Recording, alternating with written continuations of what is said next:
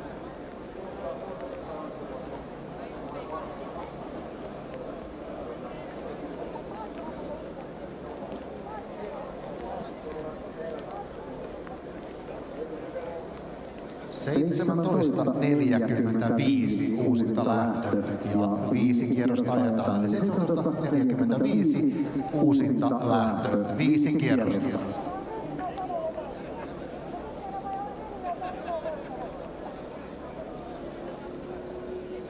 Time for restart is 17:45. Time for restart 17:45. And the restarting order will be that result situation which was at the time when the race was red flagged. So Pauli Pekkanen will start first place, and then Emil Lahti second place, and Peter Hickman third place, and so on.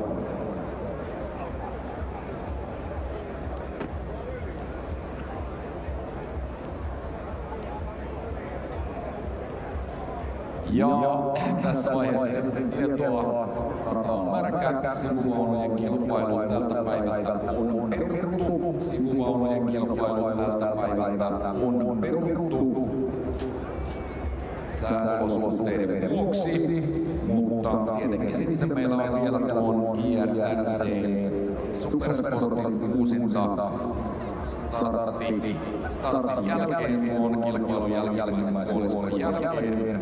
Totta kai jälkimmäisellä supernopeudella IRC Superbiken päivän kilpailu.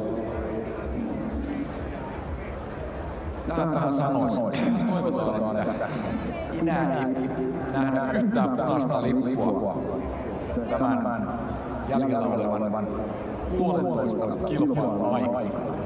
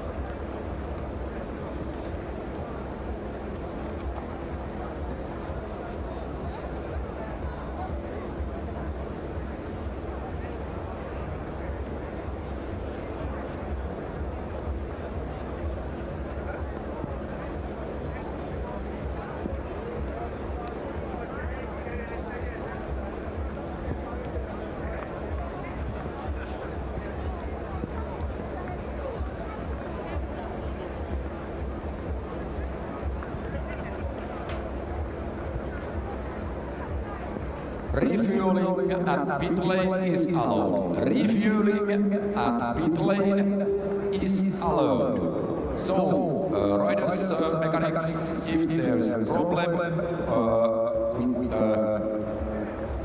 gasoline, it's possible to refuel bikes at pit lane, and there's still about 15 minutes time for restart. So, if you don't have enough gasoline for restart, please refill at pit lane, and then there is no problem. Achtung, Boxengasse. Wir haben noch 15 Minuten bis zum Restart. Ein Nachtank der Boxengasse ist erlaubt. Also wenn ihr noch Sprit braucht, eure Techniker können jetzt in der Zeit auch noch Sprit holen, damit ihr das Rennen zu Ende bringt. Entschuldigt bitte die Rundenanzeige auf den Displays, war nicht korrekt. Wir hatten noch 4 Runden über, durch den Abbruch sind es 5 und genau die werden wir jetzt noch einmal fahren. Danke euch.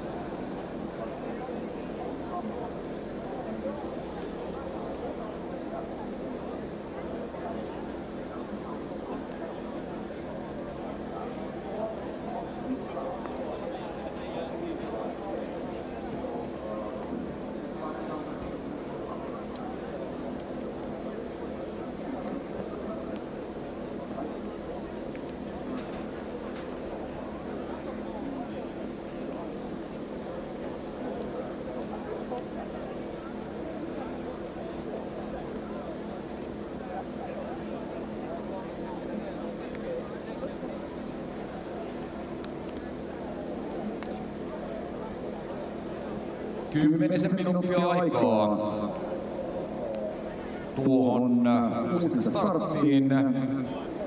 Noin 10 minuuttia uusinta starttiin aikaa.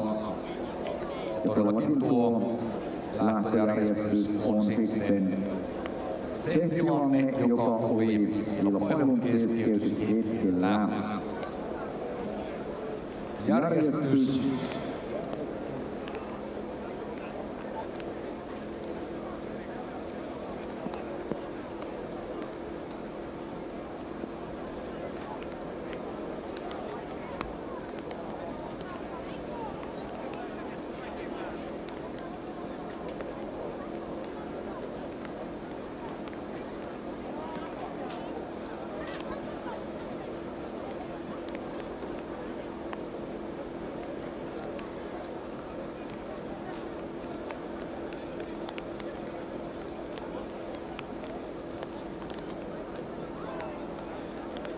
täytyy sanoa, että on vähän kato käynyt.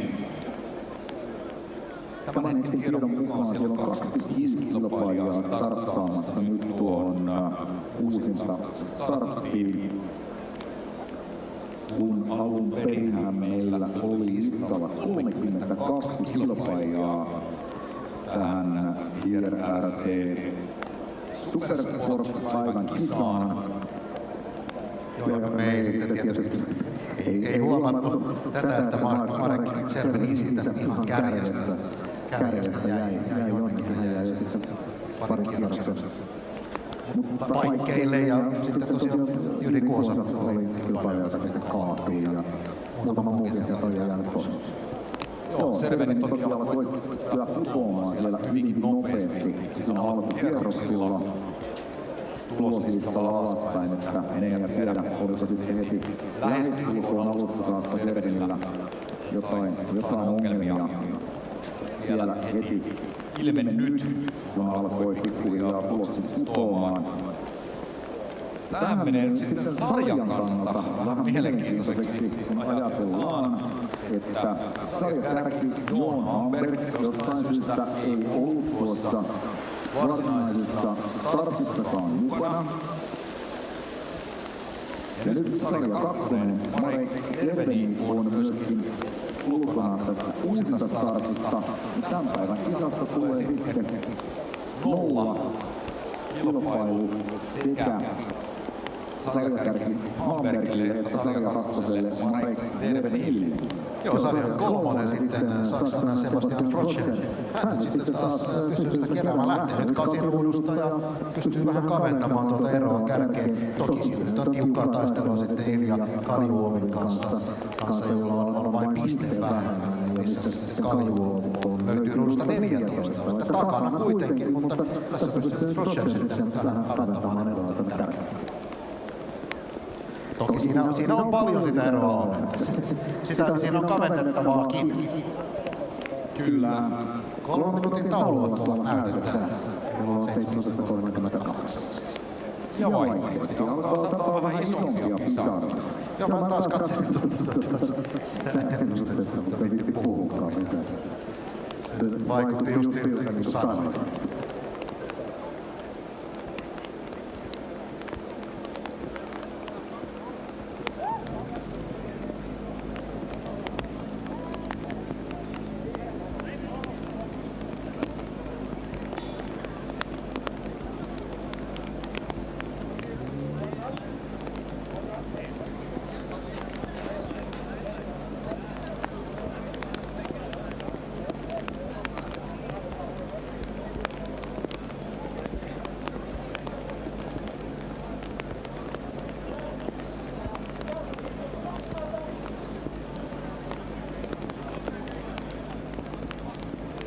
Jep, sarjassa tosiaan Sebastian Frotscherilla ei kuitenkaan nyt mahdollisuutta edes nousta kakkoseksi yhtä sijaa tuossa sarjassa.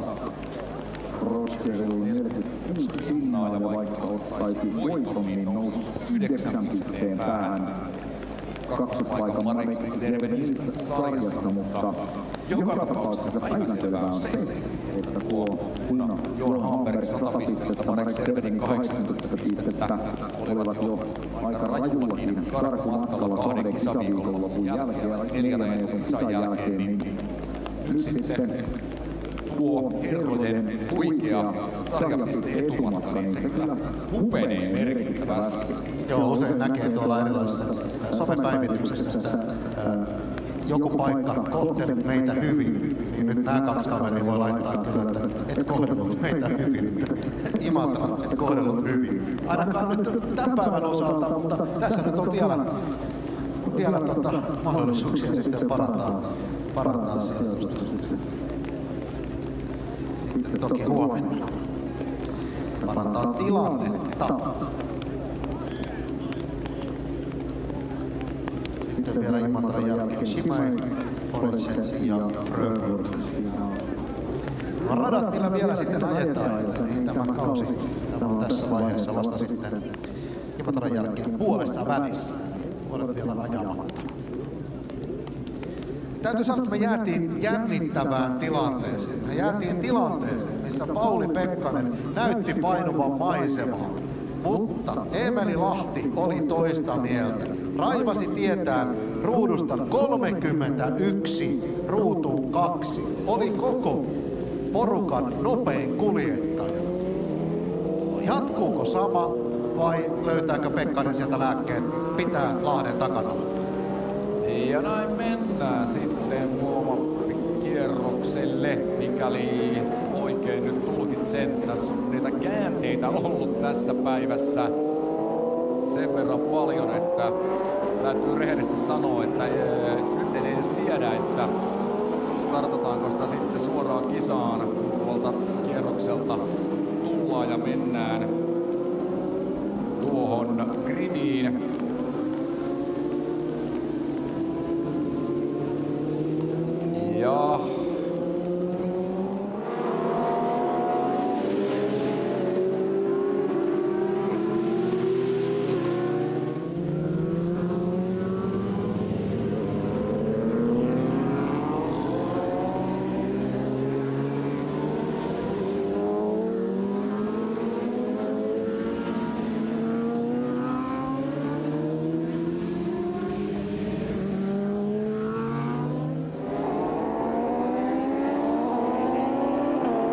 Ja kuva seuraa siellä Lahtea, joka kyllä kieltämättä oli siinä kuumin kuljettaja tuossa ennen kuin kilpailu keskeytettiin.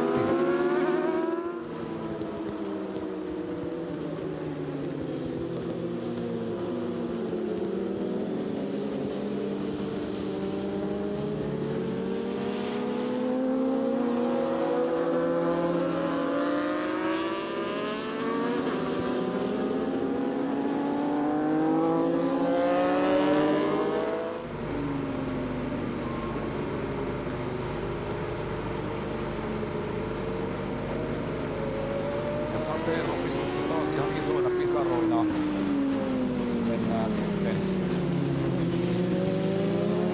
tuolla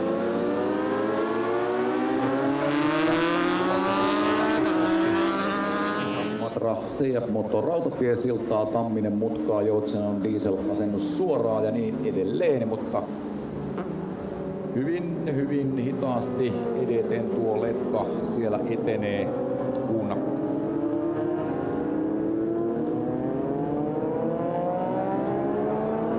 vettä on sitten radalla ihan tarpeeksi.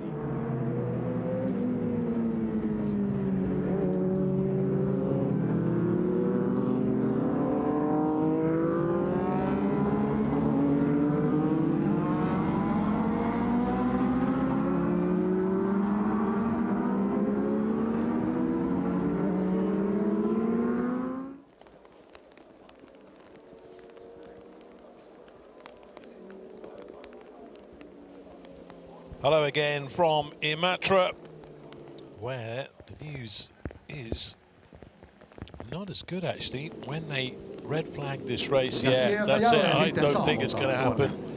I was just about to say, just before the riders all start, there's a rider gone down in the background. Oh, this isn't going to happen today now, I don't think. I was just about to say conditions have worsened within the last few minutes. Now this race is scheduled to get underway in just under a minute. You can see there, oh man, someone is not happy. Just too far away in the distance just to see who that is, but the rain has just come down a little bit heavier this time. Yeah, they don't want it to go ahead, so Pauli Pekkanen, the man who was leading, is saying no, but then again they're looking up towards the clock of the course, trying to get a decision.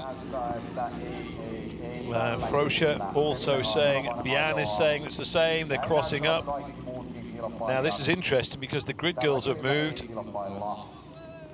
So we'll see. Pete Ekman's not having, he's not having it. So he's pulled off the grid. And he'll be making his way back, I think, by the looks of things. So as I say, they've got time to play with.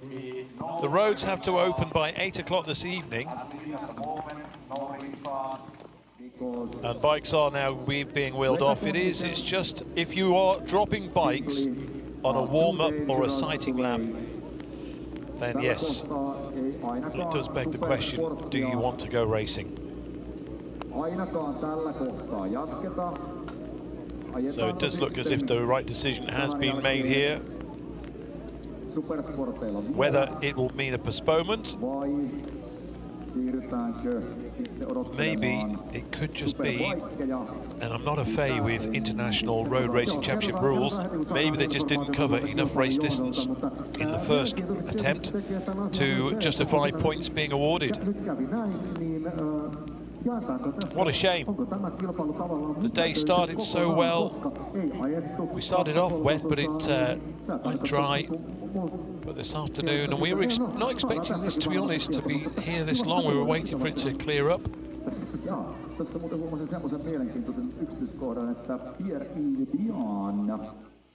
So whether it's going to be another delay,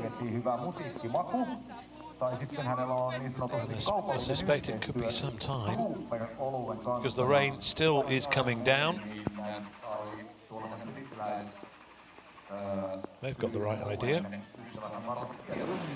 But what a shame for the rider at the back of that shot then. I'm not sure who it was. It looked like his fairing had come away as well. So, yeah, when a bike is crossing up in the wet, not good.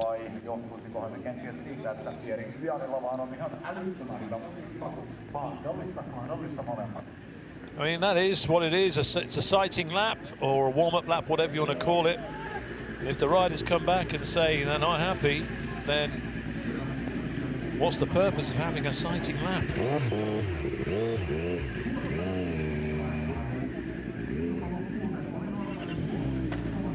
There is always tomorrow as well.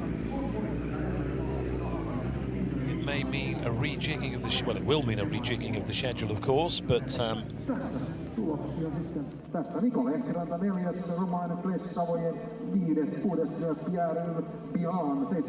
we'll see. It looks like a lot of bikes being wheeled away.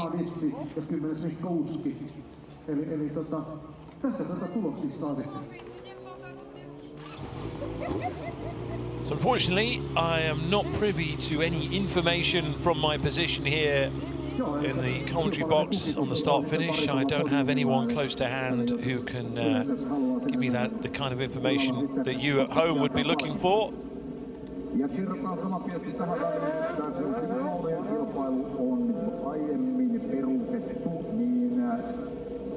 So decisions, I'm sure, are being made as I speak. But yeah, bikes going in the opposite direction on the racetrack, so yeah, it doesn't look like we're going to have any racing very soon.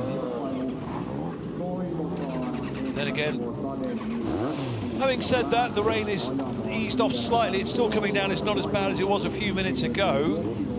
And if I look towards the Russian border, dare I say it, there are kind of lighter skies in that direction, so maybe this rain will clear and we can squeeze a couple of races in at the end of this day. ajo, mikäli suinkin yhtään säällisempää olosuhdetta saadaan. So what a shame. What a shame. But what can you do? Oh, just listening now, there's an announcement being made. Superbike Race 1. We just really hope that the rain will end quite soon and it's possible to race that Superbike race even during some kind of decent weather conditions. So just gathering that information there, folks, that they're looking, I think that's it as far as the Supersport is concerned. Whether that will be a result or whether it'll be scrapped because they've not completed enough race distance remains to be seen, or whether they'll run it again tomorrow, who knows. But as soon as I find out, folks, I will let you know.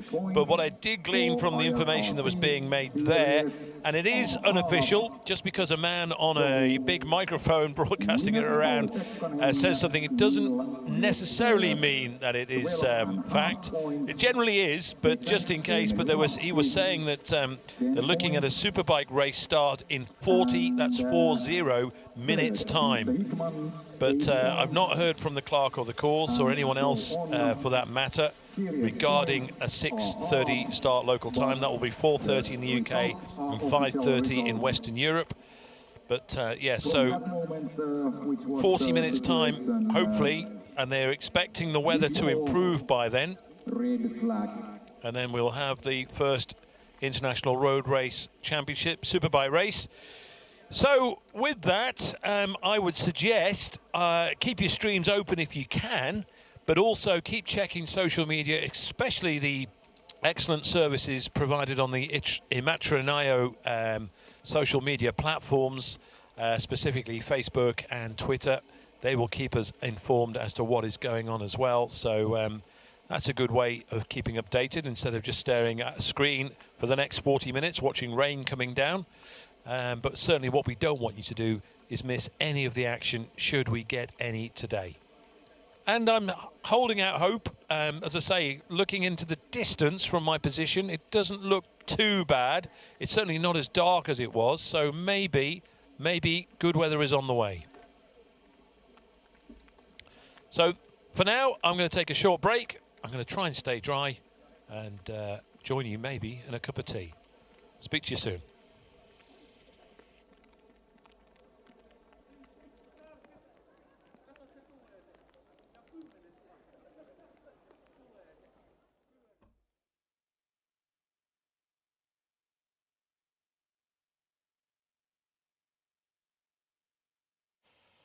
Okay, folks, hopefully you haven't gone just yet. Some of you may be still hanging on. So I'm reliably informed that it is, in fact, a race result for the opening championship race. However, they won't get full points. They'll get half points.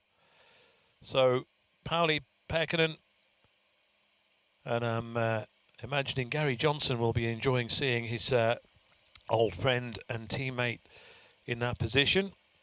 So Pauli Pekkanen takes first place. Whether he'll be joined on that podium by Emily Lahti and Peter Hickman remains to be seen. Well, there is Lahti's bike. Have they stopped Hickman's in time as well? I think so. It looks promising.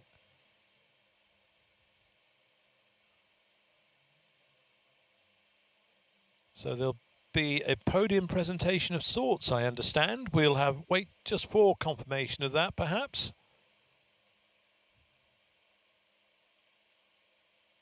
So it's been a strange old day here at Imatra. What a ride it was by that young man, Emily Lahti.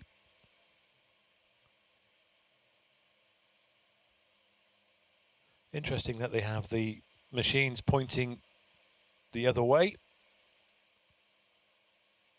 towards the stage. You'd think perhaps it might be, unless they've got a podium behind, maybe. Who knows? We'll wait and see.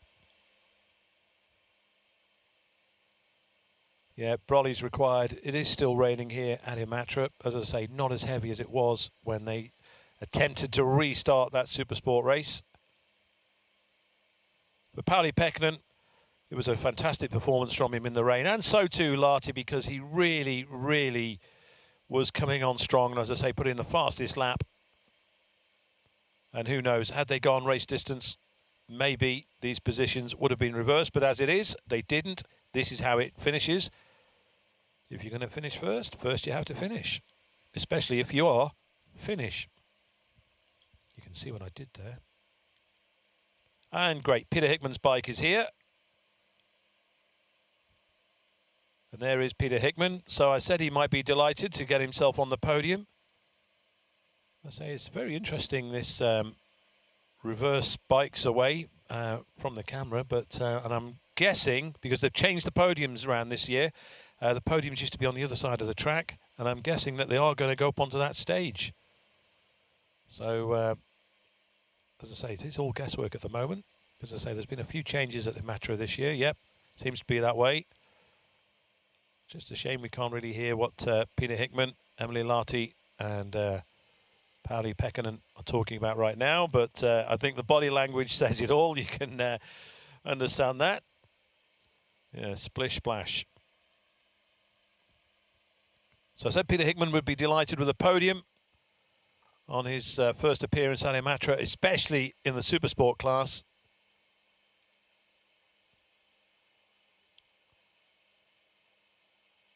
So we will have a podium presentation very soon, I'd imagine. Who is to perform that, I'm not too sure. But again, if you're just joining us, they're having... Oh, here we go. Number 3, Peter Hickman. 3rd place today. Hello, Peter. Hello, thank you very much. So, can you describe in your own words a few sentences today's race? Pretty... Well, your own words, please. In my own words, wet. Can you describe No, it was a really good race. I started, I think, 7th on the grid. My teammate Pierre got a really good start into, I think he even led initially. But to be honest, it was just learning. It's the first time I've ridden the bike in the rain today. So it was a little bit lap by lap. I was learning a little bit more, a little bit more, a little bit more. But overall, the Trooper Triumph was working really well. I saw Pauli had cleared off, but we were starting to almost close her back a little bit. And then Lahti came through, and he was much faster than I was, and he was already pulling away. But I could see we were both still catching Pauli. So it's a shame that it got stopped so early, because maybe we could have caught him, and maybe we could have had a bit more of a race. But overall, yeah, really happy to obviously have the first race here in Imatra for me, and be on the podium is absolutely fantastic for the team and my boys. And it's just a shame the rain came so much. You know, for the restart then, there was so much water on the floor. It was too dangerous to continue. So it was definitely the right thing to do, that second red flag and game's over.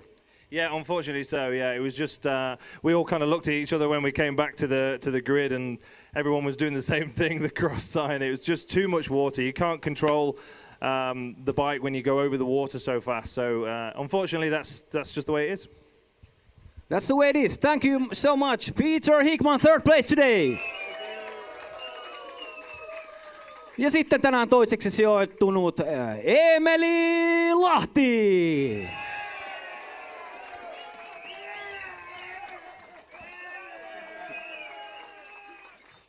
Morjesta Emeli. Otetaan sullekin vähän samat kysymykset, mutta suomeksi. Eli ihan muutamalla lauseella, jos pystyy niputtaa tänne päiväisen lähdön mitenkään, niin kokeile edes.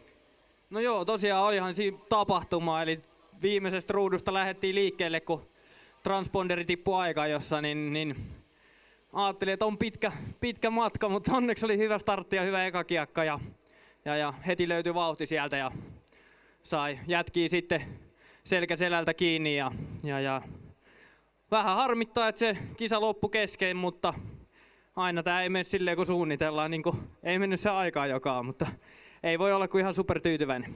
Niin, sulla on ihan mahtava kisa. Joudut lähtemään sieltä ihan häntä päästä ja tänne podiumille asti päästiin, niin onko sulle käynyt tällaista aikaisemmin, että tämmöinen hurja kiri tulee tässä näinkin lyhyen kisan aikana? No ei ole kyllä varmaan aikaisemmin käynyt ja ihan oikeasti sanotaan, että tällaisessakin porukassa, missä ajetaan kilpaa, niin ei tämä ihan välttämättä normaalia ole. Et iso kiitos tiimille, fillari oli niinku uskomaton ajat tuossa sateella, että vehkeet toimia ja oli hirmu itseluottamus, niin ne oli helppoa ja siihen vielä kaupan päälle toi Hickmanin päänahka loppuun, niin sehän tekee ihan hullu hyvää. Joo, siitä pitikin kysyä, että miltä se tuntui päristellä Hickmanin ohi. No ihan aika hienolta ja kyllä mä aion siitä jonkun Instagram-päivityksen ainakin laittaa. Että. Ehdottomasti. Kiitoksia paljon Eemeli. Tänään toinen sija Eemeli Lahti.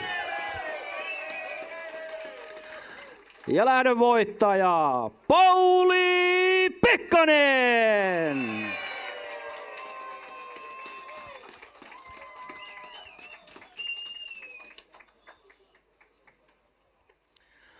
Päivän voittaja Pauli Pahis-Pekkanen. Parilla sanalla, jos pystyt itsekin niputtamaan, niin kuin Eemelikin totesi, sattuu ja tapahtuu, mutta se taitaa kuulua vähän tämän lajin luonteeseen. No joo, kyllähän se kuuluu tämän lajin luonteeseen. No, mitenkäs renkaat? Renkaat oli hyvät. Piti ainakin hyvin. Ei lipsunut yhtään. Onneksi sai hyvän lähellä, kun noi pojat tuli niin kovaa takaa sieltä. Mutta tuossa oli hyvä navata, mutta se aina katsoo siitä taululta, että missä kohtaa ne on tulossa takaa. Niin siinä meni pari ekan kierroksen jälkeen, niin kun mä katsoin, että siitä aika iso rako, niin meni omakin ajo vähän sekaisin, kun mä hämmästyin sitä, että miten kaukana ne muut on tulossa. Mutta sieltähän ne sitten alkoi tulla. Joo, se 7 sekuntia taisi yhdessä vaiheessa olla ero, mutta se on matkassa ihan hirveä määrä, mutta tässä sitä kuitenkin ollaan voittajana. Voittajana on helppo hymyillä vai kuinka? No näin se on. Onko vielä erityiskiitoksia, joita haluat tässä vaiheessa lähettää tai muistaa? No tietenkin kaikille sponsoreille, mutta erityiskiitos on pyörän rakentajalle Saarisen Markulle. Se on tehnyt kyllä hienoa työtä. Pauli Pahis-Pekkanen! Kiitoksia herrat tässä vaiheessa ja käykää ottaa fanien kanssa vielä vähän yhteiskuvia.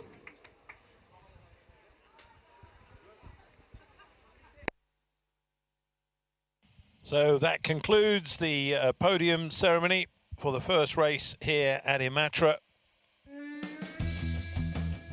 Pauli Pekkanen takes the #1 position, of course. And even though it's very wet, Peter Hickman with possibly the biggest smile of all there. So race 1 results, they get half championship points, I understand, in terms of the International Road Racing Championship. Pekkanen from Lahti, Hickman, Lesiranta, Bian, Klas Savoyen in 6th, Koski 7th, Froscher 8th.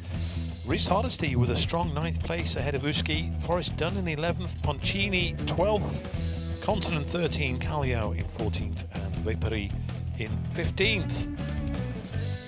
Triumphs and Yamahas with the odd Suzuki and Honda quite literally chucked in. So we can pick out the best bits of that race. And what a race it was. Plenty going on. I say, starting off with a lot of confusion about who was actually going to be on the grid and who wasn't. Hamburg just didn't take up his position on the front row, so there's a gap there for them to exploit.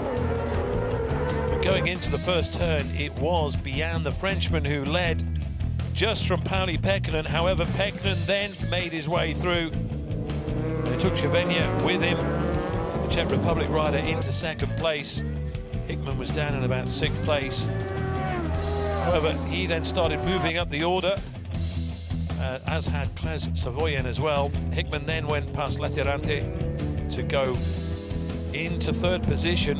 While this was all going on, Emily Lahti was further back down the field, and also Pekkanen was pulling further and further away out in front. And eventually, Hickman, having made it through to 2nd, lost 2nd place and went back to 3rd when Lahti went through into 2nd. Anyway, they red flagged it.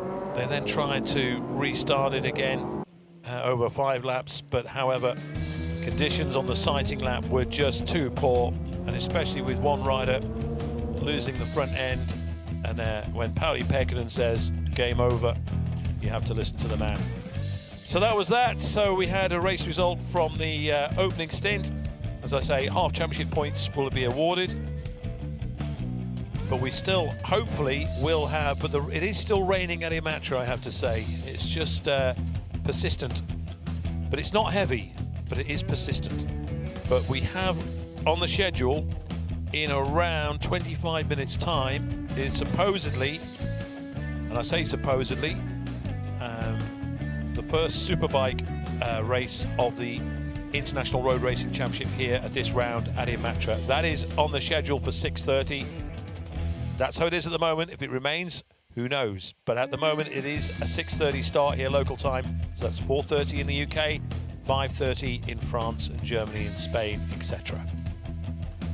So I will take that break I mentioned before. We're not expecting anything else to happen between now and the rescheduled start of 6:30 for the first Superbike race. So until then, keep dry, stay warm, and I'll be back with you soon.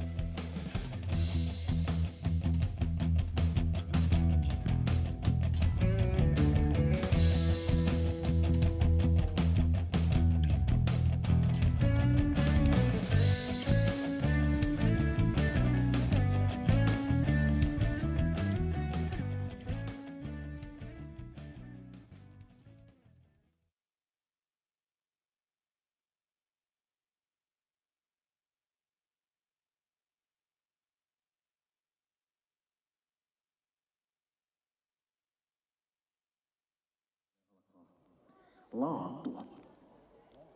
Kenties loppuu kokonaan.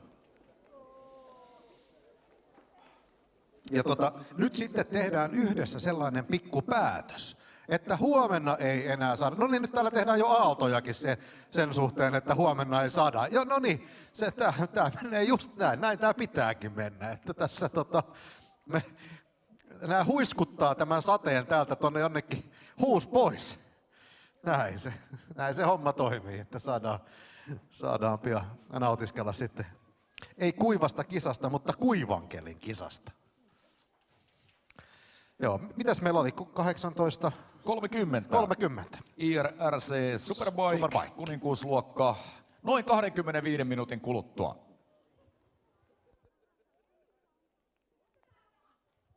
Ja vielä kerran ne kilpailijat, jotka eivät aio startata Superbikeen päivän kilpailuun, käykää pikaisesti välittömästi ilmoittamassa asiasta kilpailutoimistoon. Attention all riders who will not start today's Superbikes race, please go immediately to race office to inform that thing. Thank you.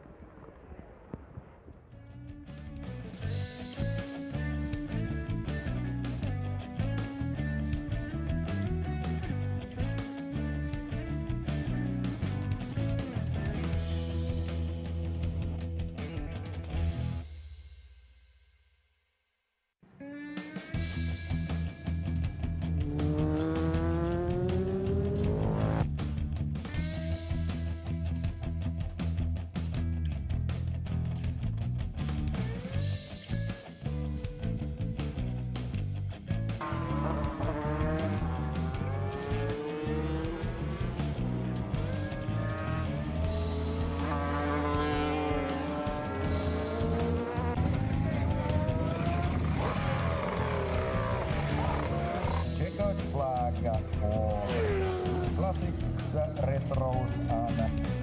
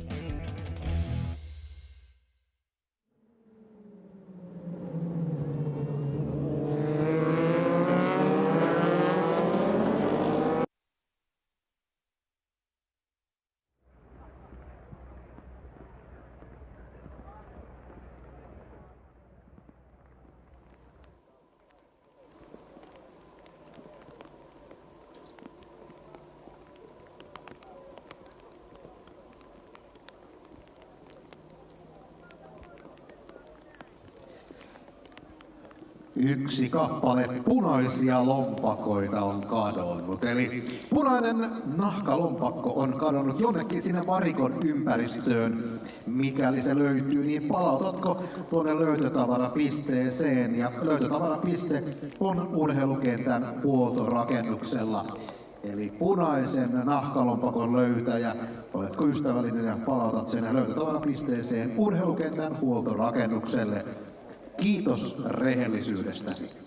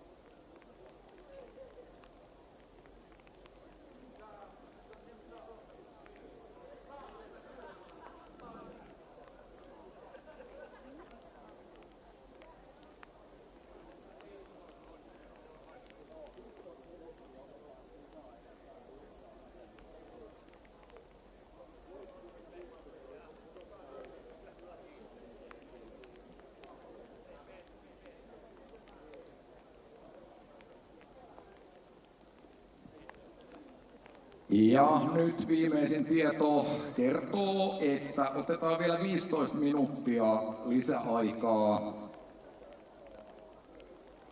Sadetutkat ennustaa, että tämä sade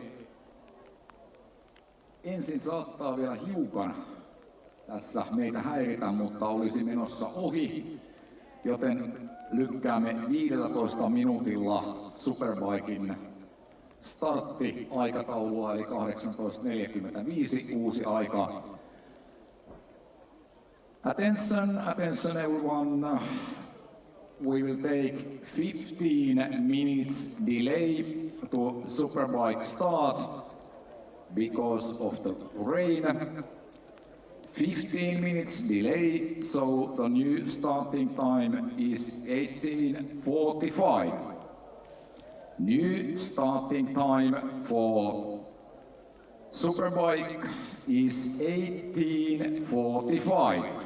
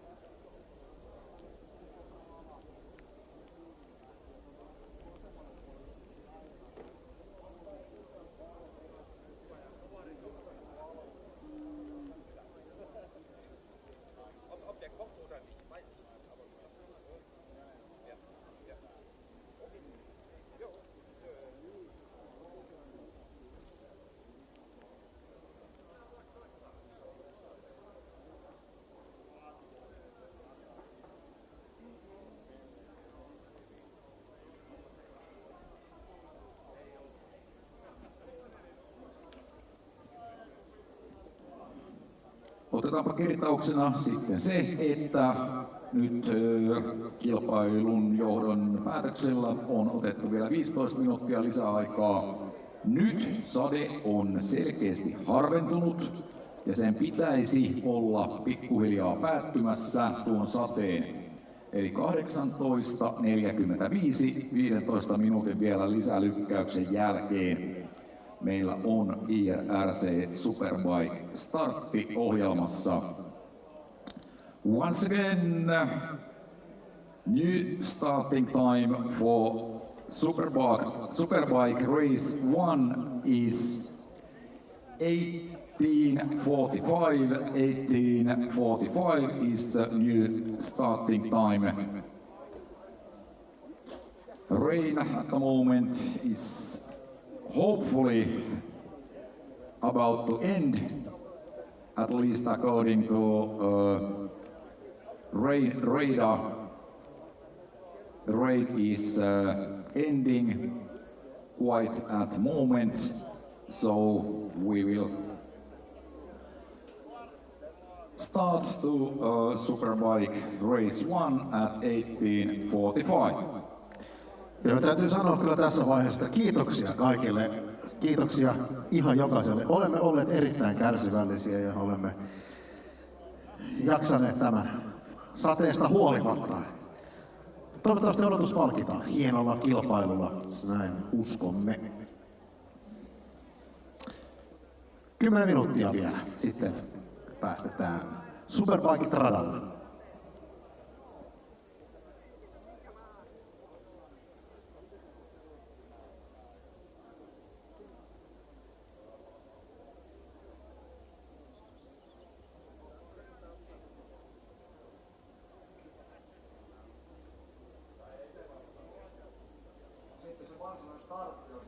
Joo, eli startti tapahtuu siis 18.45.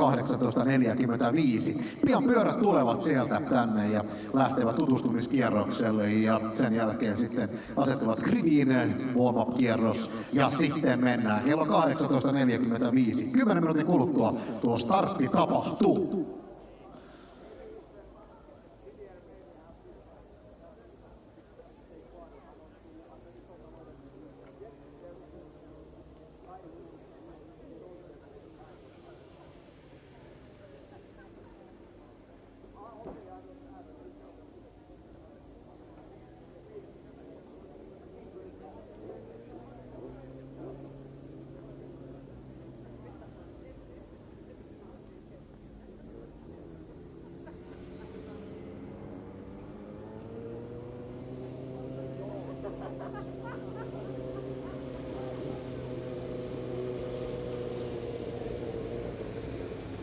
Näin kilpailijat tuolta varikon puolelta pitlaneille valmistautumaan tutustumiskierrokseen, sitten lämpökierrokseen.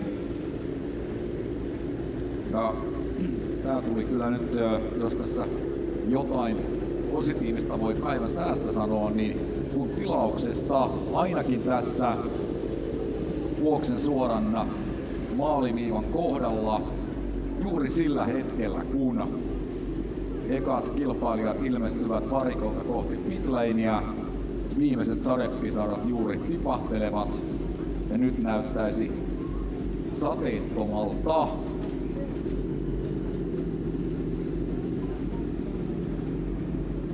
Mennään kohti Superbikien kisaviikonlopun ensimmäistä kilpailua.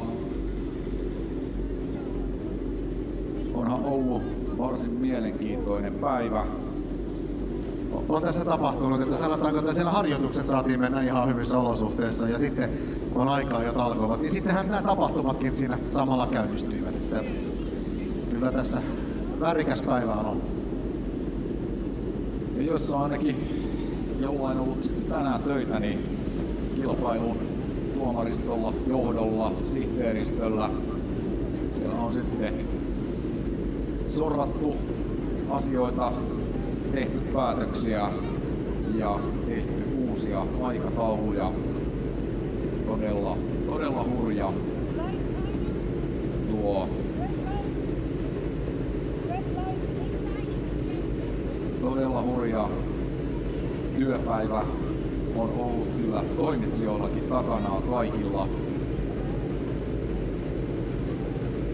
Ja tässä vaiheessa täytyy sitten jo myöskin ne suuret kiitokset antaa kaikille heille Imatra moottorikerhon ihmisille, jotka ovat myöskin toimitsijoina ulkoilmassa tämän päivän sitten viettäneet. Joo, ja kaikille sadoille muille toimitsijoille ympäriinsä moottoripyöräkerhoille ja porukoille. Nämä päivät on sellaisia, että nämä muistaa joskus sitten hyvällä. Mutta hei, mä oon usein sanonut myös sen, että kun tässä selostajahommia paljon tehnyt, niin me ollaan usein tämmöisissä sisätiloissa, me nähdään rataa, mutta miettikääpä meidän kuvaajia. Aamusta asti tuolla esimerkiksi tuommoisen tikun nokassa pressun alla istuskellaan ja sieltä vilkutellaankin vielä sitten peukkua ylöspäin. Nämä on niitä kovia hemmoja, miehiä, naisia, tyttöjä, poikia, jotka ihan oikeasti, jotka moottoriurheilua kuvaavat, ovat tottuneet siihen, että päivät saattavat olla 8, 9, 10 tuntisia. Kerran ehtii käymään vessassa, välillä ei ehdi syömään, usein ei ehdi syömään. Ollaan pölyssä, kuumuudessa, vesisateessa, lumituiskussa, kannetaan kamoja välillä rallipätkillä, tehdään sitä tätä. Nämä on kovia tyyppejä. Ja he vastaavat siitä, että saadaan sitä kuvaa tarjota sitten ihmisille. Ja todellakin iso kiitos täytyy antaa kaikille toimitsijoille sinne radan varteen, jotka ovat ympäri rataa toimitsijatehtävissä päivän aikana olleet.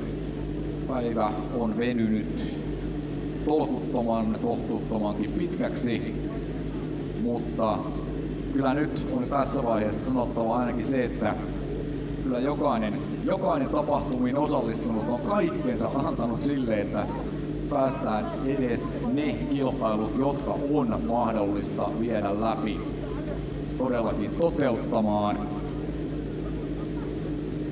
Joo, mä oon sanonut usein kilpailun lopussa todennut vielä näille kaikille vapaaehtoisille, että te olette erittäin arvokkaita, koska ilman teitä tätäkään kilpailua ei oltaisi ajettu. Juuri näin. Kyllä tänne nyt Superbike-luokan osallistujia kertyy pitlaneille koko ajan lisää, eli ei nyt mitään ainakaan ihan massa poisjääntiä näyttäisi olevan. Joo, sieltä Lukas Maurer, David Datzer ja Ville Valtonen starttaavat. Siinä tuo ensimmäinen rivi. Ja luonnollisesti täydet sadekelirenkaat niin maksimiurituksella kun niihin saadaan kaikilla allaan. Ja totta kai noilla sadekelin renkailla startataan. Tällä hetkellä ainakaan täällä Vuoksen suoraan maaliviivan kohdalla vettä ei sada. Toivotaan, että nyt ennuste, sadetutkaan perustuva ennuste siitä, että tässä on puolisen tuntia ainakin sitä sateetonta aikaa. Toivotaan, että se pitää paikkansa.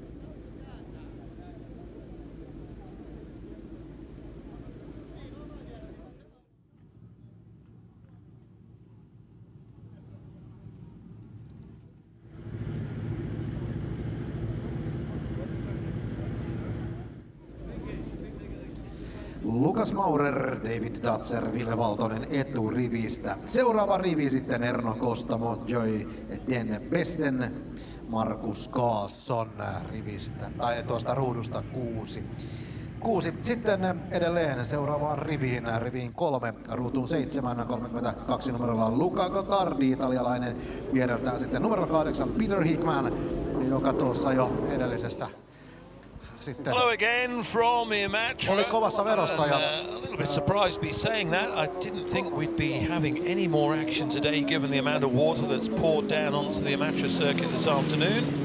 However, we are on for what will be the last race of the day. The weather is supposed to be clearing up from now on.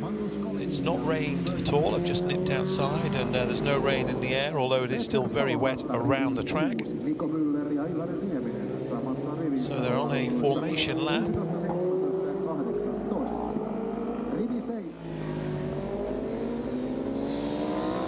However, it's still quite wet out on the circuit at the moment, as we can see.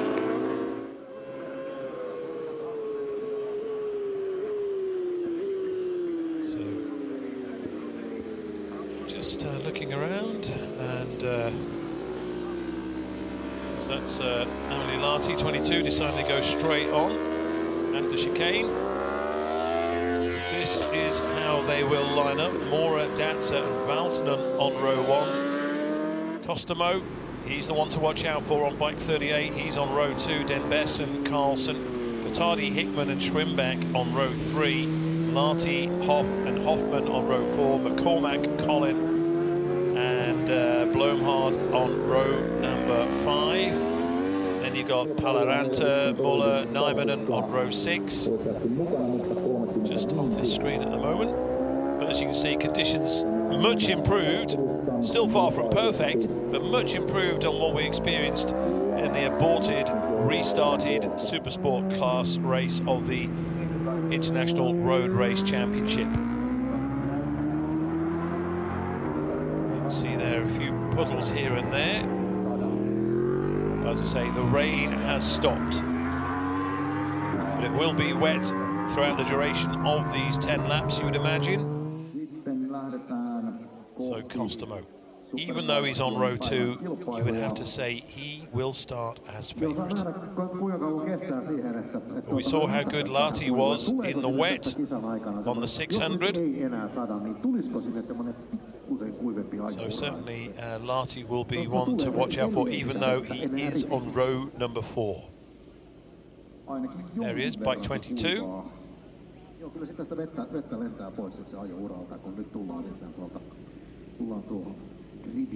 Costomo on row 2, Lahti on row 4. We're still waiting for the rest to make their way around, of course. So Lucas Mora in pole position, the Swiss rider, bike 18. Here he is.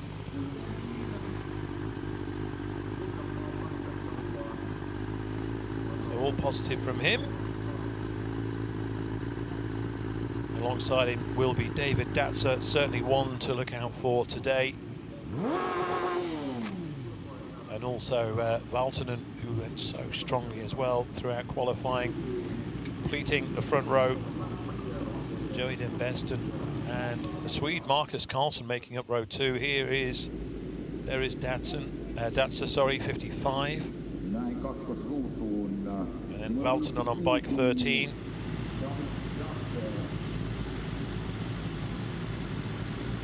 So you have a Swiss rider, a German rider and a Finnish rider on the first row.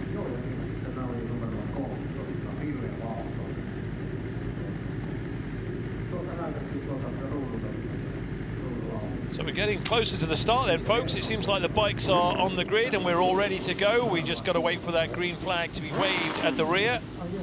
What will we expect from Peter Hickman on row 3? He's got Gottardi and Schrimbeck either side of him.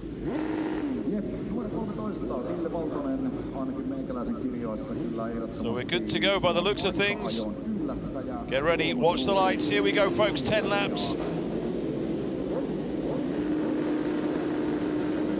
Lights go out any moment now. And they're off on their warm-up lap.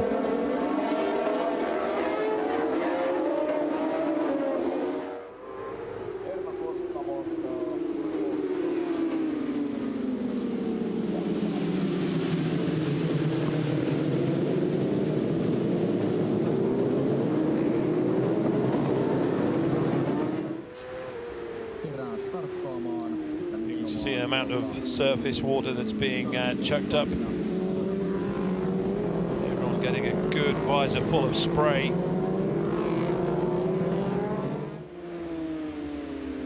But we shouldn't have any more rain, as we just saw some dark clouds still kind of on the outskirts of Imatra at the moment. So we shouldn't have any more rain. This should be as bad as it gets in terms of amount of surface water on the track.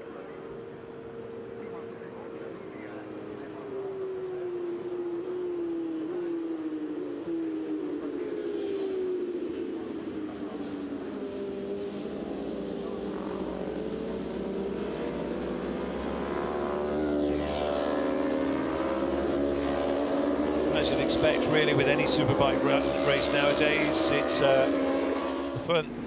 the front rows mainly BMW heavy. There's Kawasaki's thrown in there as well, the odd Yamaha further back. But in fact, 10 of the first 13 bikes in qualifying are BMW. It's an incredible story, really, for the German manufacturer, the impression that they've made on the superbike class in the last 15 years or so.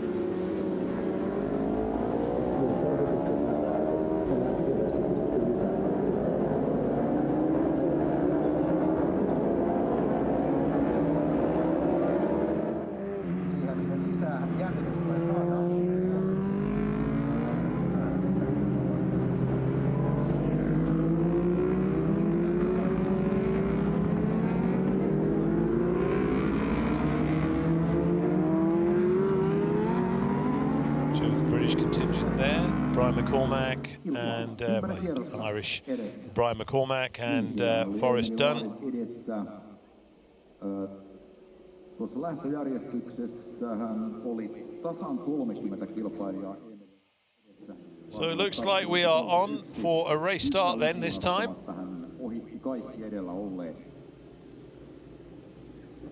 Näin tullaan uudestaan gridiin tuolta lämpäkierrokselta. David Dutcher siihen kakkosruutuun sieltä. Lukas Maurer sitten Kawasakilla, sveitsiläinen ykkösruutuun. Saksalainen It is such a picturesque setting. That river just flowing past the circuit, coming in from Russia. Still a few more bikes to come further at the back of this grid, and then we will be racing at Imatra for the final time today. We've got a full schedule planned for tomorrow, of course. So make sure you join us again on Sunday for racing here in Finland. Last few machines taking up their position at the back. Now we will get that green flag waved very soon. Just waiting for the last of the girls to make their way off the track. So there we are, green flag. This time we are about to go racing. This time, watch the lights. This time, for real. Lights go on. As soon as the lights have gone out, we can get underway. So we are racing at Imatra, and it is superbikes pouring their way down to Pura Verico for the very first time. It's Mora who leads. It's all very tight as they go into this first turn. They'll do well to make it all the way around, when in fact they do, but it is Lucas Mora, the man in pole position, who gets out in front. But a great start from Den Best and Bike 65 up into second place. Costamo's already in third. Carlson is also up into fourth place by the looks of things. So it is Lucas Mora who leads. David Datster on 22 just ahead of Peter Hickman. Hickman down in sixth place by the looks of things. Indeed he is. So it is Mora who leads from Den Besten. Then it's Costamo. But Costamo already eyeing up Den Besten and trying to take second place from him. In fact, he already has, and Carlson is now trying to follow suit to go into third place. Oh, it's very tight. They're squeezing through further back, but he's just done it. Carlson, a cheeky little move from the Swede into third place. And Den Besten, having got a great start off the line and made his way up into second place, now finds himself relegated back to fourth. And here we go, change of lead. And who is it? Who else but Erno Costamo? Costamo leads from Mora, from Carlson. And it looks like it could be, it was that Hickman that was going to go through. Larty is also another one to watch out for as well. He began on row number 4. And here goes Carlson on Mora. So Carlson goes through into second place. So what an opening lap we've had. So Lucas Mora, pole position, led for most of it until he was passed by Costamo.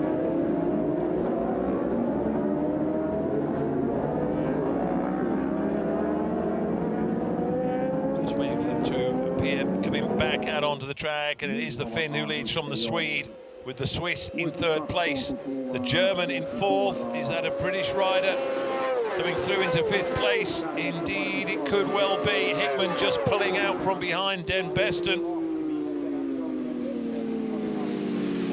So not quite able to make the move on Den Besten as they go into turn 1 for the second time. So Hickman remains in sixth place.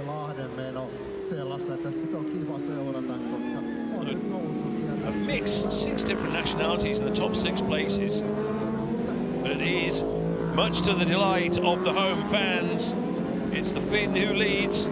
Costamo from Carlson, Mora, Larty, Den Besten, then Hickman. Well, Hickman might just get good drive out here and take Den Besten perhaps. They go down through RVS technology, but Costamo already leading from from Carlson, sorry, with Mora in third place. Datzer fourth. Hickman not close enough for a move, but he'll just tuck in behind Den Besten. And already a gap from Hickman back to Valtonen in seventh place. But Hickman looks as if he's getting in the move, a little wheelie as he got on the power. They go into the next one at Maturi Palvelu, and he has gone through it. So Hickman goes through into 5th place. It looked like he was sizing up that move, and he's taken it. So Hickman goes into 5th. Den Besten goes back into 6th.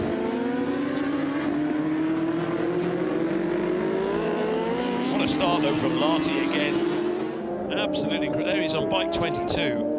Row 4 he began this race on.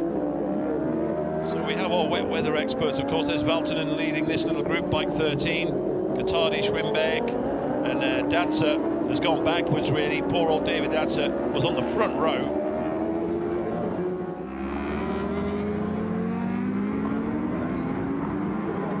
So Gatardi just following through, but here is the race leader, just squirming his way across the start-finish line to begin lap number 3. So Costamo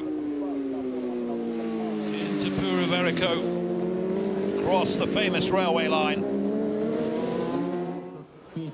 Full wet tyres, of course. And Carlson doing as much as he can to stay with Costamo as things stand at the moment.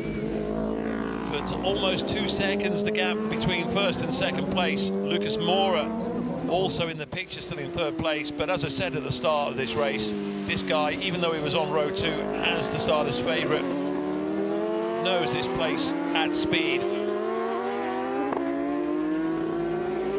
So Larty's still holding 4th, but there's that Peter Hickman closing in on Larty. So maybe we might get that duel that they were threatening in the Supersport race.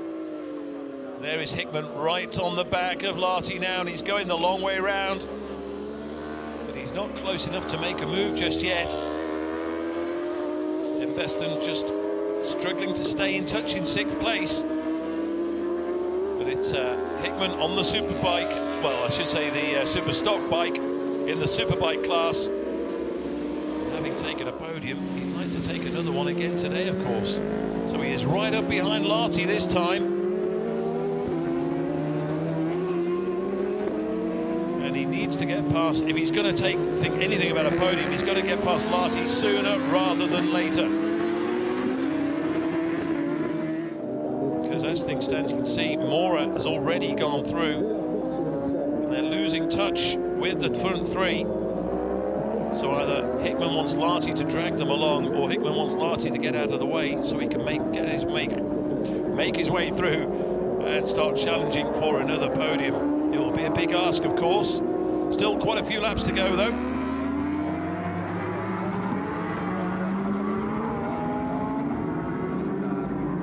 You can just see those back wheels, all that movement, and here goes Hickman now. Hickman goes through. Hickman takes 4th place from Larty. The trouble is now, though, he's making sure he can stop and turn in time. But he's going to, so Hickman, nice and neat past Larty. Next for him is Lucas Mora, but is the Swiss rider just too far ahead of him now for the British rider to reel in. Still an incredible opening few laps from Larty.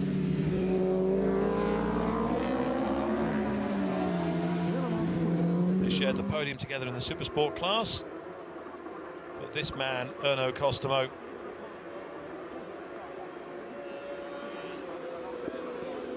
really made a big name for himself when he won the Macau Grand Prix last year. He's showing exactly why he is the red-hot favourite here in Finland. So Hickman, though, just has to bide his time, just keep putting in quick lap after quick lap. If he's going to do anything about Lucas Mora. 3 seconds down on the Swiss rider right now. And Larty following Hickman all the way around as well. Looking for a tow.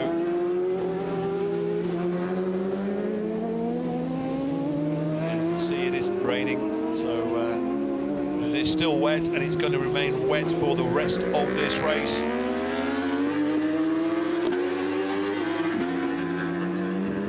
Further down the field, Datzer's now in 11th place, just ahead of Rhys Hardesty.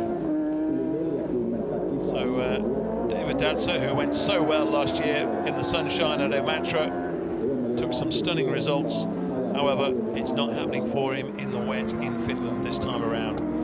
Still looking at Peter Hickman, but Kostomo already coming up to complete another lap with his name in the P1 position. And that gap, which was 5.2 seconds over Marcus Carlsen, has now gone to 5.8 seconds. So again, he's just pulling further and further away out of the front of this field.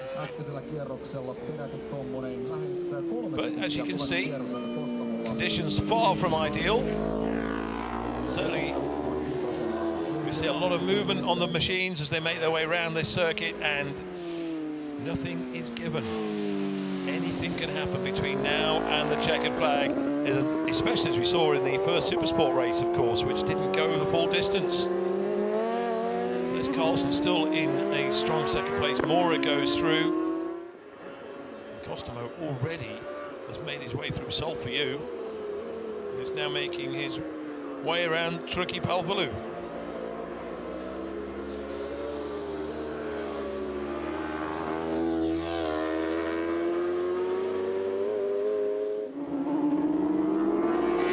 So there's Didier Grams, bike 26.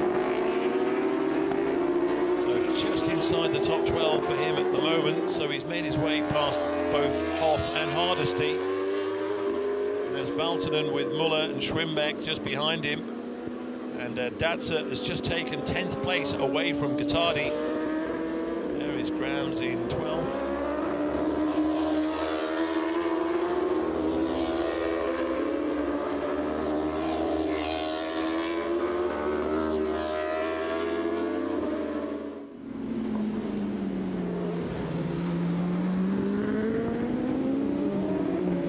So rain affects play, certainly here at Imatra in Finland. Kostomo, meanwhile, has now got a 7-second lead over Carlsen. So Marcus Carlsen still in second place. Lucas Mora not too far away from him in third.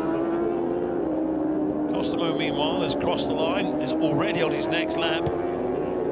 Carlsen goes through as well, still holding second place, as does Mora. Just close that gap down on Carlsen a little bit. Hickman's gone through. Where is Lahti, though? Oh, he's pulled a couple of seconds out on Lahti. So Hickman has put a little bit of distance between himself and his Finnish rival. Den Besten still holding 6th place. Further back, that's the battle for 8th. We've just seen 7th going through, Valtonen and Muller. Here they come, the battle for 7th, and it's Muller now, battle for 7th, Muller from Valtonen with Schwimbeck. Dancer still holding 10th place on bike 55. They seem to be forming little groups around the circuit.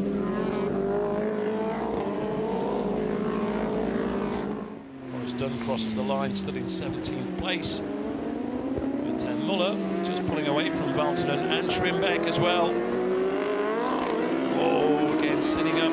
It's such a tricky exit. It's really tight. You do see quite a few machines sometimes go over that curb and use the pavement. But looking down on that battle, meanwhile, further out in front, Kostomo is now almost 9 seconds to the good over Marcus Carlsen. Lucas Mora still holding 3rd place, but he's closed in on Carlsen a little bit. It could be a big question mark over who takes 2nd place should things stay as they are and we go the full distance. Hickman just not able to get close to the podium on this occasion. And in fact, he's lost a little bit more time as well on Lucas Mora.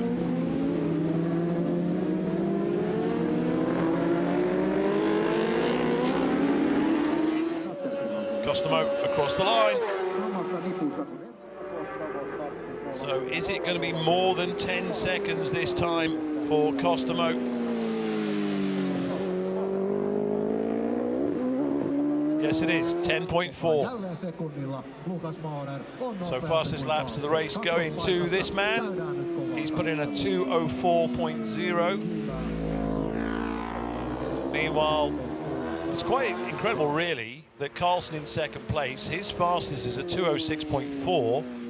However, that's almost a second slower than the best laps of Mora, Hickman, and Lahti, who are all in the 2:05s. That is a big gap back to Den Besten, a 2:10 for him in 6th place. So he's a good 4 seconds. Oh, Nico Muller's done a 2:08 just now, 2:08.0. He's gone 2 seconds faster on that lap than he'd managed in the earlier part of this race. And Dats has also put in a 2:08.7. Grams has put in a 2:08.1. Meanwhile, this man continues to plough away out in front, all out on his own. And Costomo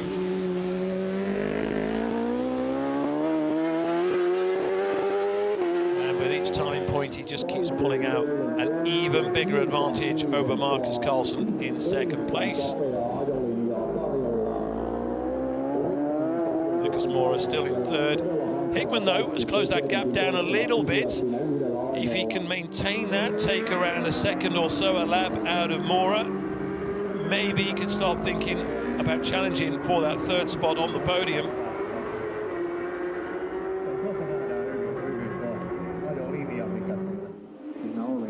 And Costomo already coming up on slower traffic. Incredible. Absolutely incredible. Look at that advantage that he's got. 12 seconds now over Marcus Carlsen. Absolutely on fire. So there is more. There is Hickman. That is a big ask for Peter Hickman to close that gap down. See a line of sorts still now appearing, but they're on wet tyres, of course. So Larty still in a strong 5th place, but not quite able to keep up with Peter Hickman. But can Hickman close that gap any more on Mora? He is running out of time. It does look very much, however, I was going to say it looks as if, as you were regarding the top 5, yet, having said that, Mora is now closing in on Carlsen. The battle for second place. Here he is, Larty in 5th position. Already making his way past slower riders, but the battle could be on for second place. Carlsen or Mora. So Costomo again with more machines to make his way around. Number 89 is Ilari Naimanen. Mentioned earlier, no blue flags to warn the slower riders that the quick guys are coming through. Or I should say, the quick guys, to tell the quick guys that the even quicker guys are coming through.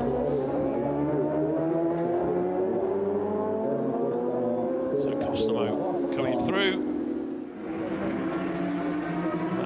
That lead just keeps getting bigger. However, Carlsen and Mora still remains about a second between them. Hickman not quite close enough to make a challenge for the podium. We were seeing time and laps are running out. Not really for this man, though.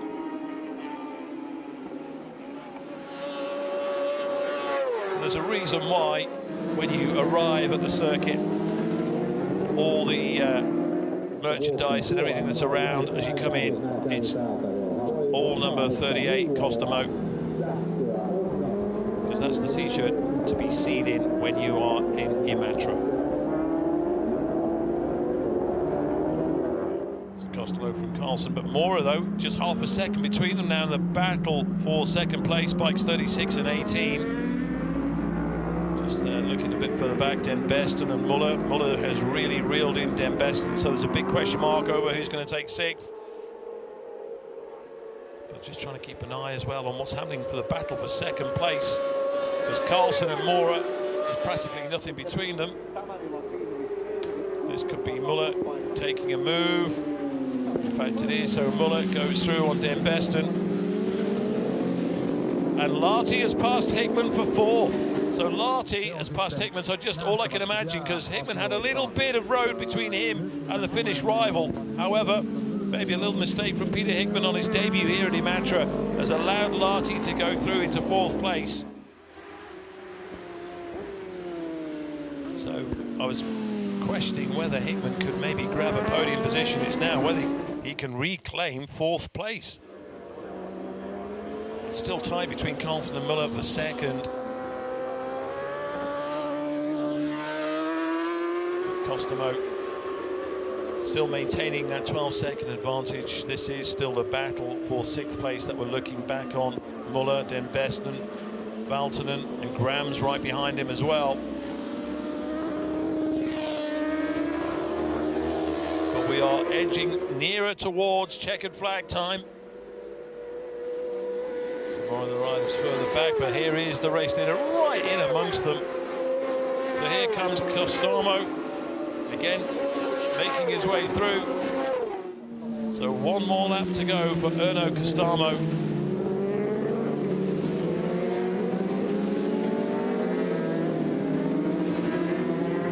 Absolute masterclass from the Finn. Began the race on row number 2 and already in amongst the slower traffic. He's lapped so many riders. And that might just be a reason why Carlson and Mora may just be having a little bit of a ding-dong for 2nd place. And also could be the reason why Hickman perhaps had Larty go past him for 4th. Costomo, there he is, racing off.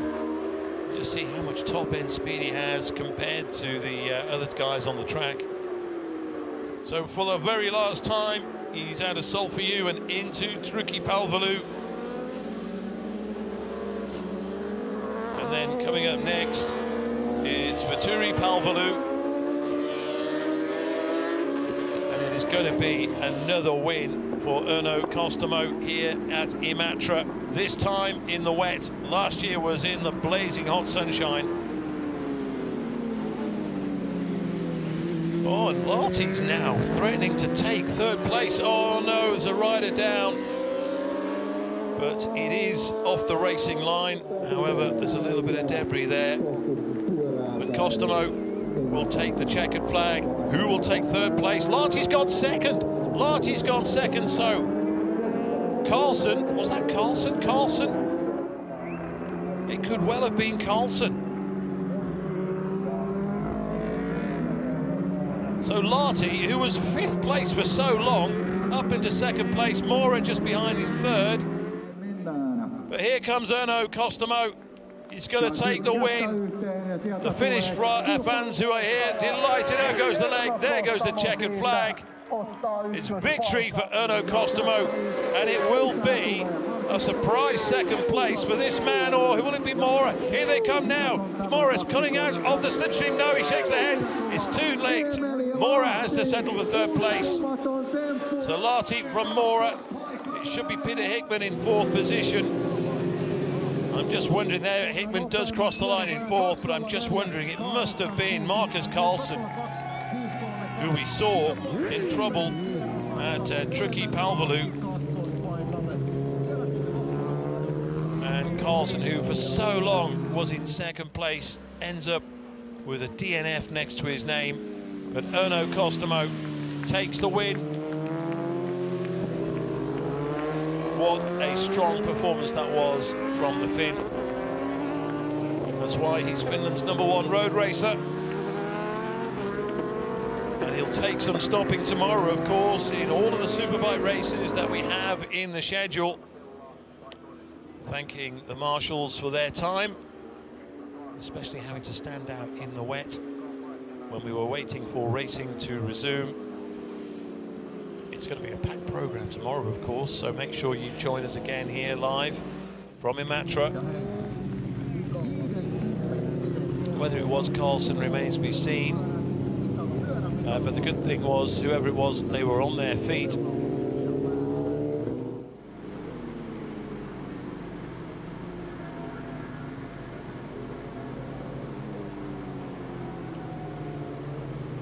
Erno Costomo from Emily Larty, who incredibly, as I say, looked like was out of it.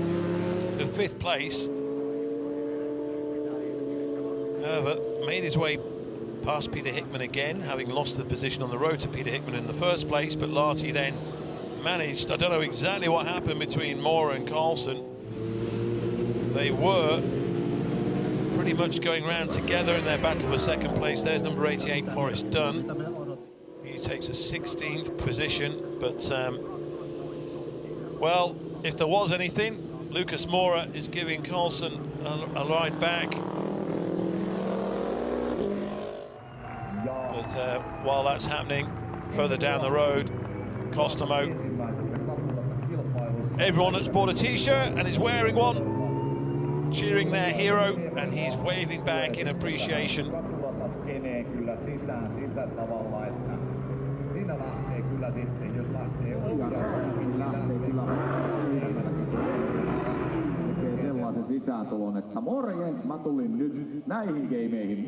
So, a dramatic end to that race. But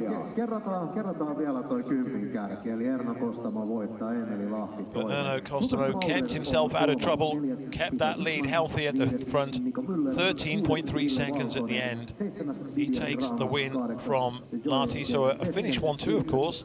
Lucas Mora in third, the Swiss rider Hickman in fourth, Muller is fifth, Valtonen sixth, Grams in seventh, Dembest in ninth, Datzer in ninth, Gottardi 10th, Schwimbeck 11th, Hoff in 12th, Hardesty 13, Hoffman 14, and Colin in 15th position. And Forrest Dunn just outside that in 16th, Luckberger in 17th, and Lindström in 18th position.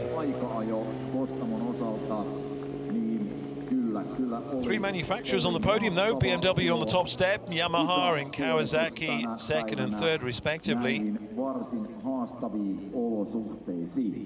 Lucas Mora for so long in third place, ends up in third. And of course plenty for everybody to talk about tonight around the paddock. Hei, olisiko meidän aika kiittää tästä ja lähteä But Emily Lati again back on the podium, two podiums, 2 second places for Emily Lati. Bileet jatkuu, hauskaa pidetään joka paikassa ja meidän hauskapito sitten monia totin jatkuu sitten huomenna kello 9. Still got to wait for Costamo to make his way around to the podium. Open Supersport Superstock Race 1, eli kello 10 huomenna sitten aloitellaan ja siitä sitten kahlataan päivää eteenpäin ilkkaan sävyyn. Mutta still a miss as to why they have the bikes pointing that direction. Sure, the sponsors would like to see their names on the fairing, especially with the photographers the other side, but hey, maybe they do things a little bit differently in Finland. Certainly the riders do. A first and a second for Finland as well, so a great result for the country and for the fans who are here. Tarvittava tieto onnistuneeseen kisaviikonloppuun.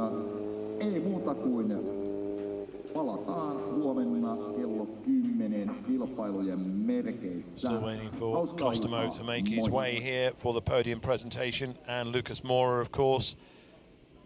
Not too sure exactly what happened with Carlson. Maybe we'll find out in the interviews at the end of this race. But having said that, it will be conducted in Finnish, certainly with Emily Lati. And here come the first and third place riders. Careful with that brolly.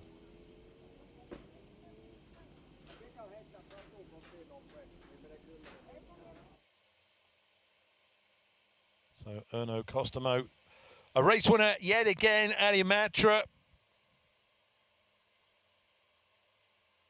This time, very different conditions.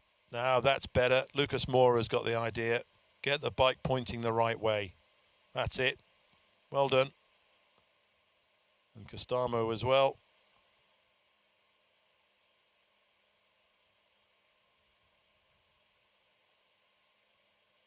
So Lucas Mora in third place. Just pipped at the end. He tried his hardest to take second from Lati, but Lati congratulating his compatriot, Costamo.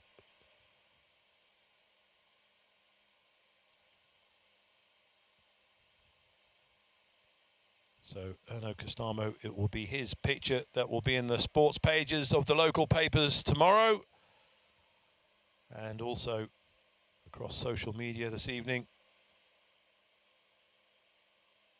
He really is a special talent, made his Isle of Man TT debut this year as well, of course. won the Macau Grand Prix, and now again another race win here at Imatra. And every rider will tell you the one they want to win is their home race, of course. So we are not too far away from the podium presentation.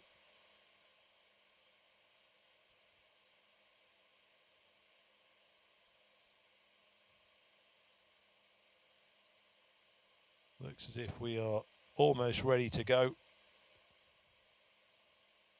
So we had a race then, folks. It looked in doubt for some time, but in the end, the rain held off, and even though conditions were far from ideal, we got ourselves a race result and full points, of course. So anyway, we'll get on with the podium presentation. So I'll shut up for a moment, but I would imagine we will hear Lucas Maurer speaking in English. If I may ask Lucas Maurer, the third place today, please come to the stage. Hello, Lucas. Hey, everybody. You had a little bit difficulties with the holding stand, so what do you think about that? The race was good. Everything went smooth, better than qualifying. I'm really sorry for Carson. He crashed in the last lap, almost took me out. It was a bit scary. Lost a little bit my flow there, and then I lost the second place, but I'm happy. Third place today, are you satisfied with that result? Yeah, I'm really pleased. I could extend the championship lead even more, so everything is good. What do you want to say to this amazing Imatra Ajo crowd? Yeah, really great people here. The weather was like shit, but the people stayed. That's really good. Thank you. Thank you and congratulations again, Lucas Maurer. Ja toista kertaa tänään toiselle sijalle tässä Superbike-lähdössä Emeli Lahti.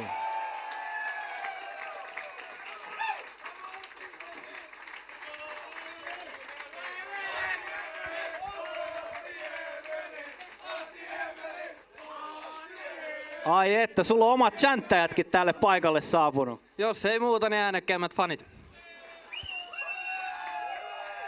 Sä oot tullut aika rytinällä tähän katusarjaan mukaan. Mitäs kaikkea myrkkyä siellä lahtelaisessa pohjavedessä oikein on? Vaikka se pitäisi olla maailman puhtainta, mutta kyllä siellä saattaa jotain näköjään olla. Ei se, kun kato antaa lehdistölle kovia lausuntoja, niin sitten pitää puheensa täällä. Sä oot tehnyt nyt tässä kahden kilpailun aikana aika monta ohitusta. Mitä se vaatii täällä Imatralla varsinkin? No kyllähän se vaatii paljon tietenkin polkupyörältä. Pyörältä aika paljon, mutta sitten sellaista suunnittelua ja vähän sellaista ennakoimista. Entäs sä, ootko tyytyväinen tähän toiseen sijaan? No joo, totta kai on tyytyväinen, että ohitin siihen kakkospaikalle tuossa vikalla kierroksella, että vähän oli alkukisasta ongelmaa renkaan kanssa, mutta sitten kun rupesi vähän sen kuivumaan, niin sitten pääsi noilla suorillakin eteenpäin. Sitten vielä terveiset tälle upealle Imatranajo yleisölle. Ei!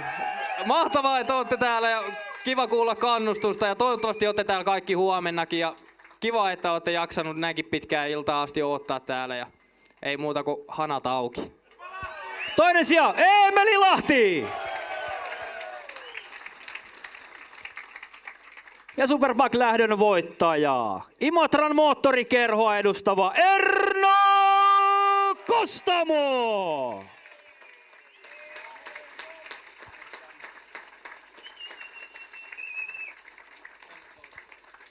No niin, morjesta Erno. Sulla kolmas lähtöruutu vaihtui aika nopeasti sitten paalupaikkaan. Mites sen koit? No eihän siinä, että aika hyvä lähtö oli siinä ja no, ekat kierrokset meni tosi hyvin, että jatkettiin siitä, mistä viime vuonna lopetettiin. Juuri näin. Mitenkäs tämä kisa kokonaisuudessaan sun ajon mielestä meni? No tosi rauhallisesti, että olisi vielä paukkuja ollut, mutta turvapatulla repiin, niin sai aika hyvä ero siinä. Tätä kisaahan viivästyttiin parikin kertaa. Mitä siinä käy kuljettajan mielessä, kun ei ole vähän semmoista varmuutta, että pääseekö sitä ajamaan ollenkaan? No ei oikeastaan täällä, että kyllä tuolla Nordwestissä vielä kun 8 aikaa illalla ajettiin, niin se oli vähän liian myöhä jo. Sulla oli hyvä johto siinä pidemmänkin aikaa. Onko siinä silleen, että vähän himmallaan kaasua vai otetaan niin kuin varman päälle? No en kyllä kahtonut paljon, oli ero taakse. Että jossain vaiheessa oli 10 sekuntia, niin se oli minun mielestä jo aika suukot kova. Kyllä. Entäs sinun terveiset tälle upealle Imatranon yleisölle? No ei mitään. Tosi hienoa, että taas olette jaksanut olla täällä ja jatketaan huomenna samasta, mistä tänään lopetettiin. Voittaja Erno Kostamo! Kiitoksia hyvät herrat. Thank you. Thank you gentlemen. So there we have our top 3 for the first International Road Race Championship Superbike race of the weekend. Mara in third, Lahti in second. I'm not sure exactly what Lahti said, but it sounded good. And the race winner, Erno Kostamo. So as I say, conditions far from perfect. However, we had some good racing. And in fact, who's going to be the bridesmaid here? So Lahti again, the bridesmaid for the second time today. So we actually went full race distance this time, 10 laps as soon as those lights went out. Mora with a great start, but Kostamo from row number 2 was not going to be denied. Even though he didn't get the best of starts, he was backing around 5th momentarily, but he went the long way around. He was sitting up into 3rd place behind Den Besten, who got an absolute corker of a start. Though Kostamo soon made his way through. Carlson was up into 2nd at the expense of Mora. But as those two battled away for 2nd, Kostamo was pulling further and further away out in front. And it looked as if it would be Kostamo's race. However, the battle for 2nd was very much on. Between Mora and Carlson, there was not much between them. And in the end, Kostamo took the win. However, it was Lahti who went from 5th place over the last few laps to move into 2nd position and finish runner-up to this guy.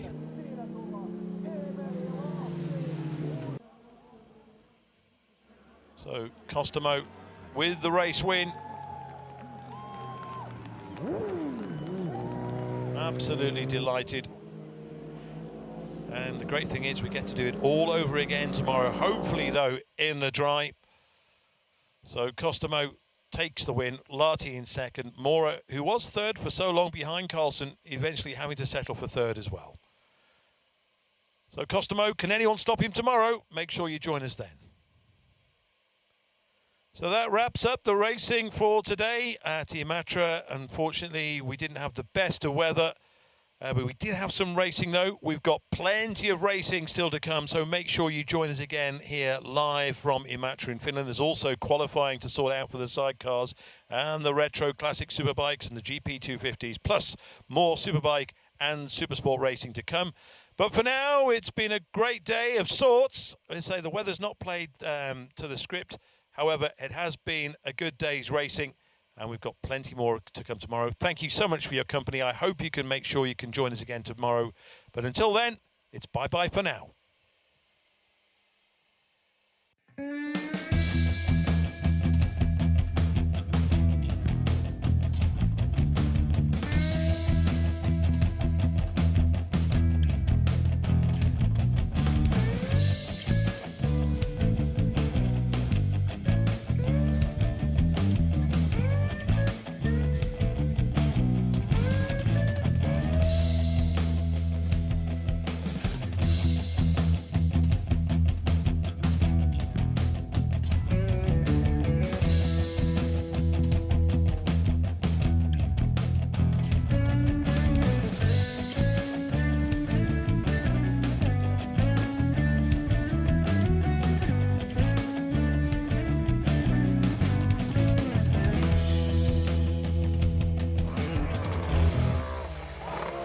Checkered flag for